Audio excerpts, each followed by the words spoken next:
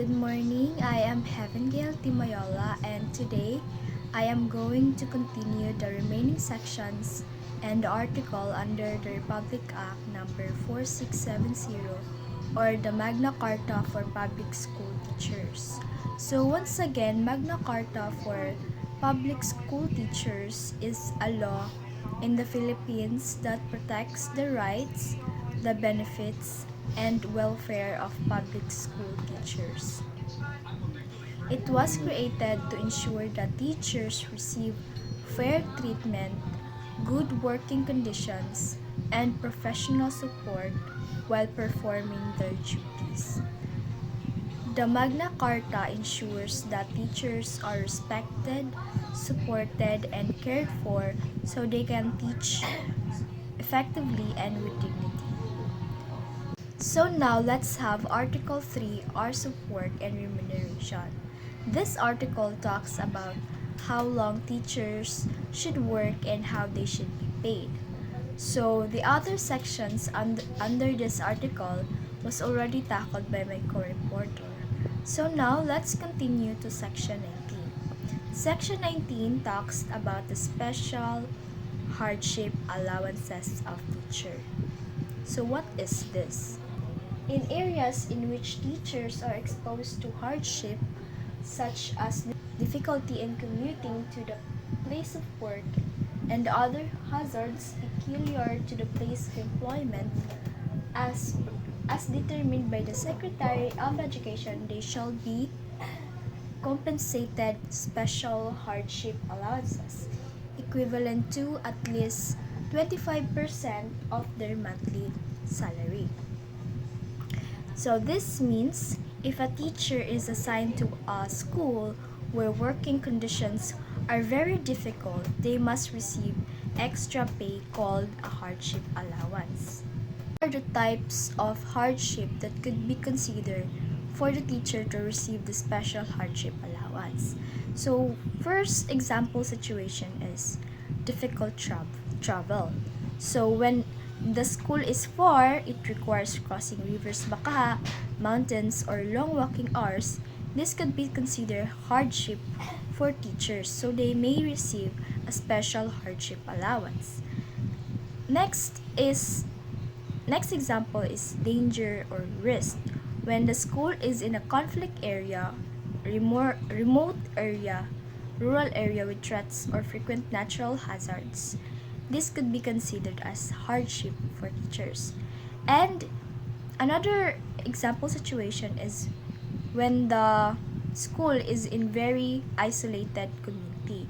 So no public transportation or limited electricity, no water supply, or there are unsafe conditions that is really an hardship for the teachers. So they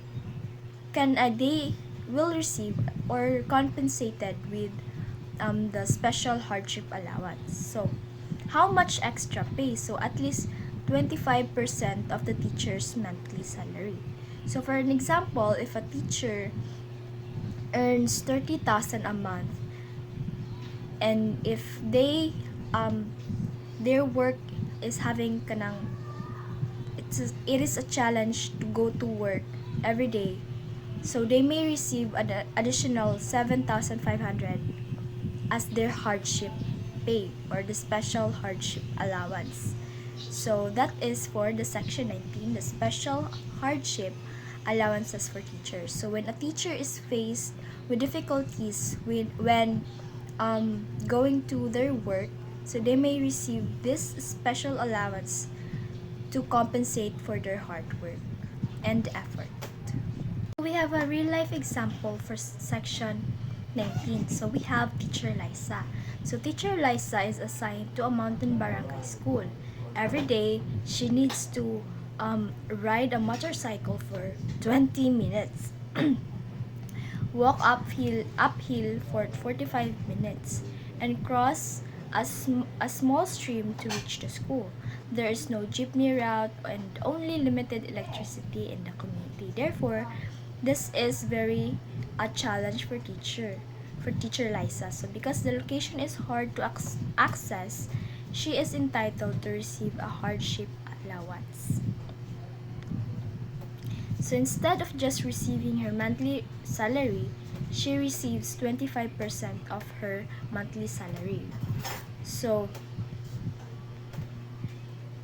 why is this important? This allowance recognizes the extra effort and risk teachers face in places that are hard or dangerous to reach.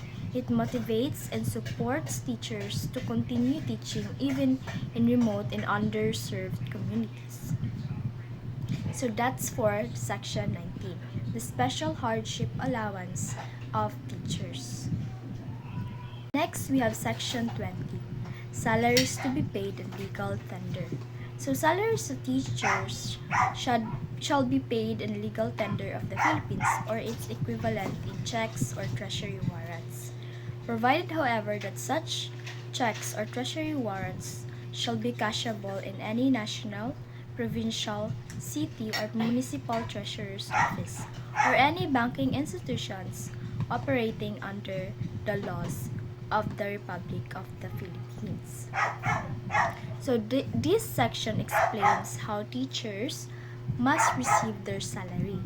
Teachers must be paid using legitimate Philippine money, also called legal tender, or they may receive their salary through checks issued by the government. So if teachers are paid through checks or treasury warrants, this must be easy to cash in banks or government offices. So in simple terms, teachers should be able to receive and use their salary easily. No teacher should struggle to claim or convert their salary into usable money. Why is this necessary? So that this protects teachers from being paid in vouchers, promissory notes, or delayed salary claims, having to travel far just to cash their salary, or receiving payment that they cannot use immediately.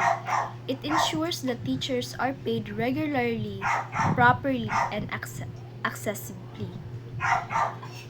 So a real life example for this is we have teacher Marco. Teacher Marco works in a public elementary school in a rural town. His salary is given through a government-issued check every month. Because of Section 20, that check must be cashable at the local municipal treasury office or any bank operating legally in the Philippines. This means teacher Marco does not need to travel far or struggle to convert his check into cash. He can immediately withdraw and use his salary to buy groceries, pay bills, and support his family. So, teachers should receive their salaries in real usable money and without unnecessary difficulty in claiming. For Section 21, we have deductions prohibited. So no person shall make any deduction whatsoever from the salaries of teachers, except under specific authority of law authorizing such deductions. Provided, however, that upon written authority executed by the teacher concerned, one is lawful dues and fees owing to the Philippine Public School Teachers Association, and number 2, premiums properly due on insurance policies. This too shall be considered deductible. So this section protects teachers from unauthorized salary deductions. No one is allowed to subtract or take any amount from a teacher's salary unless there is a law that permits it or if the teacher permits it. However, the two deductions are allowed but only if the teacher agrees in writing. The two reasons for the deduction can be made is if membership dues to the PPSTA, which is the Philippine Public School Teachers Association. So that could be illegal in having deductions from the teacher's salary.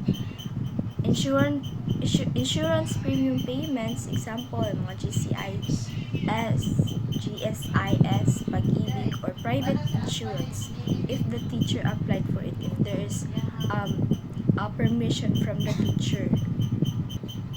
That could be a legal reason for deductions. So the teacher must sign or give written permission first. So if there's no signature from the teacher, no deduction. So what is this section trying to prevent? This rule stops the principals, school heads, the local officials, or mga lending companies, or other individuals or agencies from taking advantage of teachers by deducting money without consent. So this protects teachers from hidden charges, unauthorized loan deductions, forced na mga contributions, and illegal fees. So with this section, it will protect teachers' salary from any charges or deductions that do not have consent from the teacher concerned. So the school cannot deduct money for school projects. They cannot deduct donations for events or deduct amounts for PTA programs or deduct money to pay someone's debt. They cannot deduct contributions to any organization without the written consent of the teacher. But if the teacher signs a written authorization, then the deductions can be made. If there is no written consent, the deduction will be illegal. So the teachers have the right to receive their full salary and no one may take money from it without legal basis and the teacher's permission. This section protects teachers from exploitation and forced payments. So this is for section 21, which is the deductions are prohibited.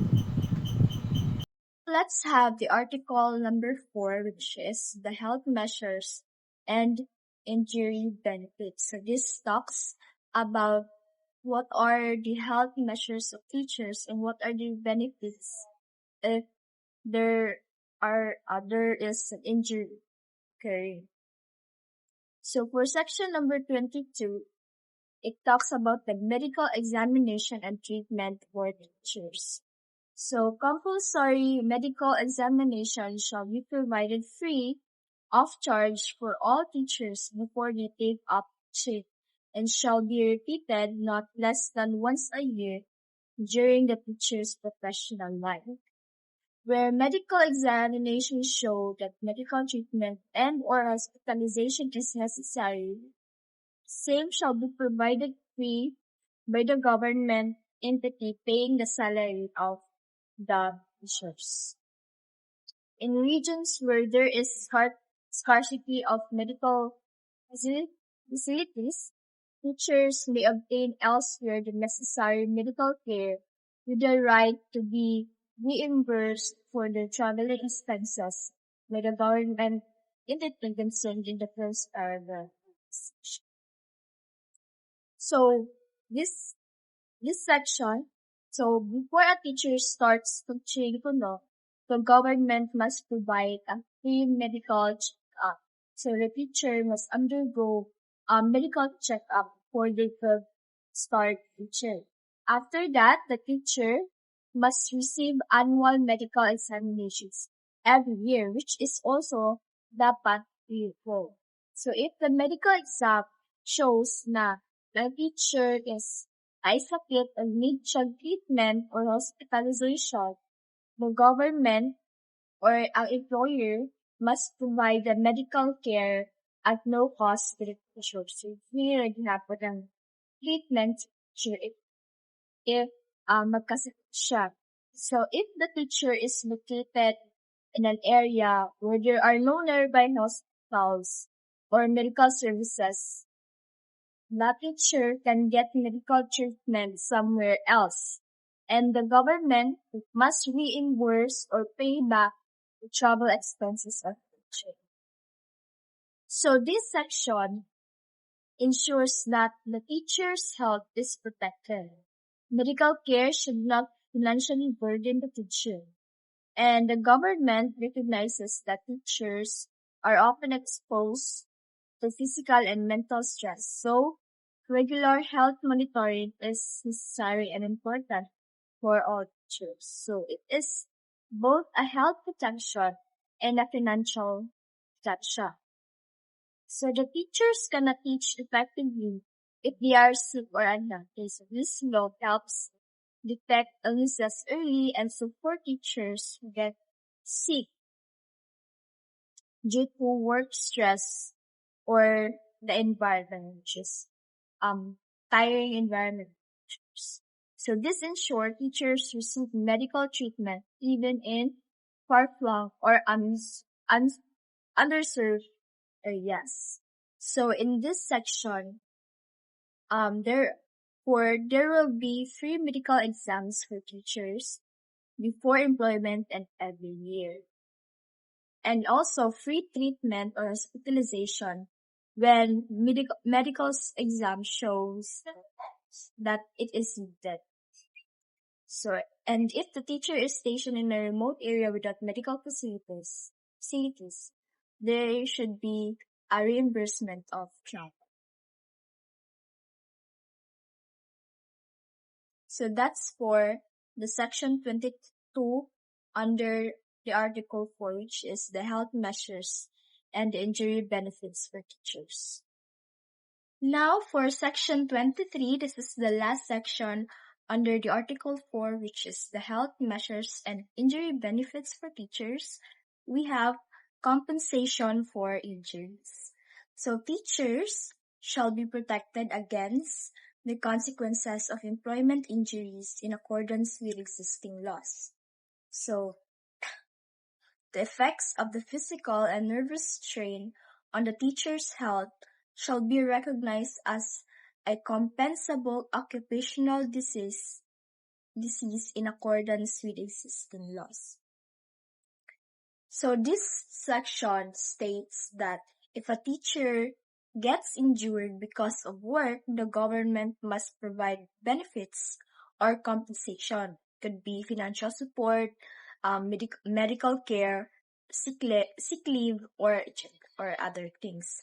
So if a teacher's health suffers because of stress from teaching, which includes the physical, emotional, or mental strain, this must also be recognized as a work-related illness. Because the injury or illness is caused by work, the teacher has the right to claim compensation. So teaching is not just mentally tiring, it can also be physically and emotionally demanding. So this section acknowledges that stress-related health issues are real and teachers must be protected and assisted if these occur because of their job. So if a teacher gets sick from extreme stress or develops anxiety or burnout, or if it suffers from vocal strain, or when it gets injured sa school baka or during official school activities, they are entitled to medical care or financial help and support under existing government benefit systems. So for an example, teacher Sarah, so si teacher Sarah sleeps on a wet classroom floor while preparing for class and fractures her arm. So teacher Sarah, the injury of teacher Sarah happened in the course of her work. She is entitled to the free medical treatment, and she is paid for sick leave. So that's an example of the section applying section 23 in the profession of teacher Sarah. So because the injury happens during her work, so she is entitled to the section 23, which is the compensation for injuries para sa teachers. So another example is Teacher Ramon. So Teacher Ramon has been handling large class sizes and administrative tasks also. So over time, he suffers from hypertension and is diagnosed with work-related stress. So this condition is recognized as an occupational disease. Kaya it happened due to the workload or the stress coming from the sa iyang trabaho. So he may receive medical care benefits, temporary disability leave, or possible financial assistance. This is covered and compensable because the law acknowledges mental and emotional strain as valid work-related effects or illness. So if a teacher gets injured while doing schoolwork, the government must help.